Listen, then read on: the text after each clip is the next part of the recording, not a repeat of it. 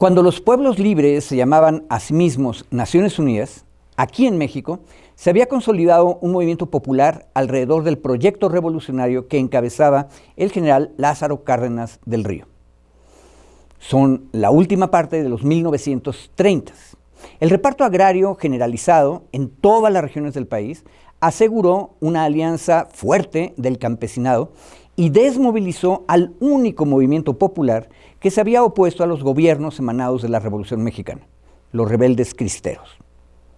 Desde 1934, el ala radical del Partido Nacional Revolucionario, el PNR, había aprobado en el Congreso de la Unión y en todas las legislaturas de todos los estados una reforma constitucional al artículo 3 de nuestra Carta Magna, estableciendo que la educación debía ser socialista. El centro del modelo de enseñanza era la gratuidad y una idea de progreso social basada en la unidad de todas las clases. Un dibujo infantil de la época mostraba a los niños de todos los estratos acudir a la misma escuela, con una leyenda que ponían los niños en sus dibujos: la escuela socialista une al niño proletario con el niño burgués. El cardenismo no solo permitió que anarquistas, socialistas y comunistas organizaran a los obreros industriales, sino que los animó a hacerlo, usando a las nuevas organizaciones para contrapesar a los generales revolucionarios que se habían acomodado demasiado pronto y demasiado fácilmente al viejo orden jerárquico. Con el apoyo de los obreros y campesinos organizados, Cárdenas expulsó a Calles del país y refundó el PNR como Partido de la Revolución Mexicana. Los campesinos recibieron la tierra en sus ejidos y muchos de los ejidos organizaron cuerpos de defensa rural para defender la tierra y al gobierno que la había repartido. Durante muchas décadas, la tropa de esas defensas rurales fue más numerosa que la tropa del ejército profesional. Aparte, esos campesinos armados cubrían todo el territorio y proporcionaban inteligencia y apoyo a todos los programas de gobierno. 1940, cuando el nazifascismo avanza sobre Europa Occidental, el líder de la recién formada Confederación de Trabajadores de México, la CTM, Vicente Lombardo Toledano, convocó a tenientes coroneles y a coroneles de ideas progresistas para que dieran entrenamiento militar a obreros. Y el 1 de mayo de ese 1940, mientras Francia e Inglaterra vivían las horas más oscuras de su historia, batallones proletarios marcharon frente a Palacio Nacional. Cárdenas se retiró de la presidencia en 1940, porque había terminado su periodo constitucional. Le siguió en el encargo Manuel Ávila Camacho, candidato del PRM. La leyenda reaccionaria nos ha contado que Ávila Camacho cometió fraude contra Juan Andrew Almazán, pero lo cierto es que la oposición almazanista se manifestó favorable a las potencias fascistas en la Guerra Mundial y estaban dispuestos a echar atrás los avances obreros y campesinos. La coalición cardenista, obviamente, movilizó la mayoría de los votantes, que aparte eran rurales.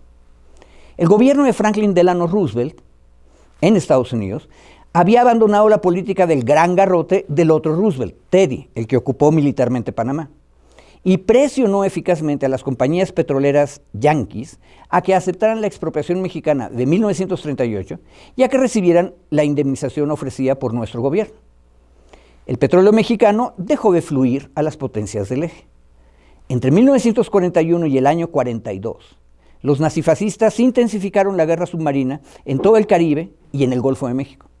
Y varios de nuestros buques fueron atacados frente a las costas de Veracruz y Tamaulipas. Otra leyenda reaccionaria cuenta que fueron los yanquis quienes atacaron los barcos mexicanos. Pero lo cierto es que no solo fueron hundidos los famosos petroleros Potrero del Llano y Faja de Oro. Junio de 1942, el carguero Tuxpan es cañoneado por un submarino alemán frente a las costas de Tecolula, en Veracruz. Al día siguiente del ataque se reportaron 2 muertos y 19 personas desaparecidas. La población de los estados costeros estaba alarmada. Eso está en las hemerotecas. Y las noticias reportaban los triunfos de las potencias nazifascistas, que en ese momento, 42, parecían imparables. Japón había conquistado Filipinas, Indochina y Singapur, y con eso humilló a Gran Bretaña y a los Estados Unidos y a la Francia. colonial. Con la conquista de Birmania, la bandera del sol naciente amenazaba a la India. En el norte de África, Rommel avanzaba sin oposición seria hacia el Cairo y el Canal de Suez. La URSS vivía el segundo año de la guerra nazifascista y los nazis estaban llegando al Cáucaso, a donde estaban al borde de apoderarse de los inmensos campos petroleros en el mar Caspio. Es decir, podían ganar la guerra. En México se aprobó en esos años, por primera vez en nuestra historia, una ley de servicio militar obligatorio. Se trataba de encuartelar, no llevarlos a los chicos los sábados, encuartelar 1 millón de muchachos de 19 años, entrenarlos y en caso de necesidad, movilizarlos para resistir una invasión. ¿Quién tenía la confianza para lograr eso? Solo Lázaro Cárdenas del Río. Y por eso el michoacano es el único expresidente que ha regresado al gabinete presidencial después de su mandato. En 1942, apenas se declaró la guerra al Eje, Cárdenas se convirtió en general secretario de la Defensa Nacional. Todas y todos se movilizaron para eso, para la Defensa Nacional. En Tlahualilo, Durango, comarca lagunera, entonces un joven municipio en donde, por cierto, se había formado el primer ejido durante el reparto agrario del año 1936, se formó de inmediato un comité de defensa civil. La nota de El Siglo de Torreón, que dio la noticia, 10 de agosto del 42, reportaba: en Tlahualilo, Durango, se militarizan. Extraña militarización, ¿no creen? En la cual todos los miembros del comité son civiles y ejidatarios. Se trataba de algo de lo que ya les he contado a ustedes en este espacio. Era el pueblo armado. En la misma comarca lagunera, mi abuelo, Emilio R. Gallardo Medina, fungía como el secretario del Comité de Defensa Civil de Torreón.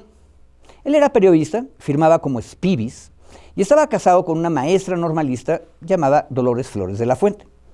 Mi madre tenía 3 años, mi tío 2. Espibis y Dolores tenían una familia que defender, pero también creían en el proyecto de nación y de sociedad que habían ayudado a construir. Ambos eran cardenistas de hueso colorado, y aunque nunca se pusieron de acuerdo respecto del carácter del general Villa, eran revolucionarios. De hecho, me tocó verlos debatir sobre el Centauro del Norte varias veces. Entre las cosas que me heredó ese abuelo, Gallardo, está un retrato dedicado del general Cárdenas y 3 cromos de Jesús Helguera Espinosa. Estos últimos eran parte de la oficina del Comité de Defensa Civil de Torreón. En el primero, que se llama Batalla de Inglaterra, se nos muestra a un San Jorge, es un caballero blanco, bueno, es blanco el San Jorge y el caballo es blanco, y ambos derriban a un caballero negro sobre un caballo negro. En el escudo de los negros y oscuros está la esvástica. En el segundo de los cromos, que se llama Sol Poniente, vemos en primer plano a un dragón muerto. Tiene una herida en el pecho, a donde la espada de San Jorge atravesó la esvástica. El caballero avanza ahora, lo vemos de espaldas, contra un inmenso pulpo cuya cabeza muestra el sol naciente. Y en el tercero y último de los 3 cromos, ese mismo San Jorge encabeza un desfile de caballería. Bajo las pezuñas de los corceles están la esvástica, las faces de Mussolini y la bandera imperial japonesa. El único jinete varón es San Jorge. Le siguen decenas de amazonas, vestidas cada una con los trajes típicos de cada una de las Naciones Unidas. Y llevan sus banderas. En primer lugar, la mexicana, detrás la cubana, la guatemalteca, la francesa, gaullista, y atrás, juntas, la estadounidense y la soviética. En esa imaginería, las Naciones Unidas son dirigidas por un San Jorge británico y no por los Estados Unidos, ni por la URSS. El nacionalismo mexicano y las heridas de Teddy Roosevelt en Latinoamérica no permitían otra cosa. Y la sociedad era todavía muy conservadora para poner a los soviéticos al frente.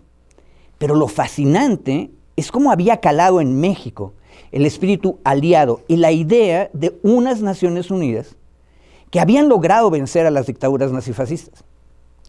Luego se nos olvida, pero México fue uno de los estados fundadores de la ONU en San Francisco, y las aportaciones de nuestra región y de México en específico no fueron menores durante los debates que crearon el sistema internacional. el Banco Mundial, el Banco de Reconstrucción y Fomento, etc.